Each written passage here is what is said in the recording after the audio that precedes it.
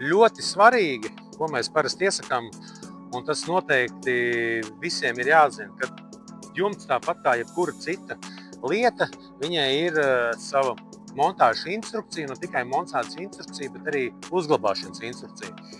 Un mums ir bijušas situācijas, kad pēc gada mums griežās un saka, uzsāk jumta montāžu, pirms jumta montāžas konstatē, ka jumta segums ir sabojājies.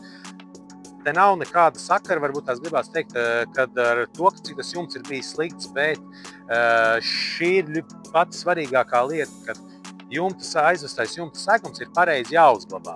Attiecīgi, šādā iepakojumā aizvests jumta segums var stāvēt aptuveni maksimums 2 nedēļas. Ja jūs plānojat uzglabāt ilgāk, tad noteikti šo te jumta segumu ir jāatpako un starp loksnēm ir jānolieto kaut kādas koka latiņas vai kaut kas cits, jo pretējā gadījumā, ja tās loksnes šādi nostāvēs kādu pusgadu, starp viņām sāk veidoties ķīmiska reakcija un sāk noādīties polimēra pārklājums.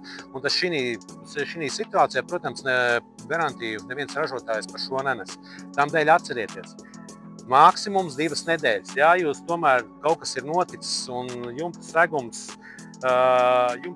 jums ir meistari pēkšņi, teiksim, atkrituši un montē vēlāk vai kaut kāda cita apstākļa pēc, jums plānojat jumta segumu ilgāk par 2 nedēļām uzmontēt, tad noteikti atcerieties šito, var sanākt liela skāde, ka vajadzēs to jumta segumu vēl vienreiz sūtīt. 2 nedēļas maksimums.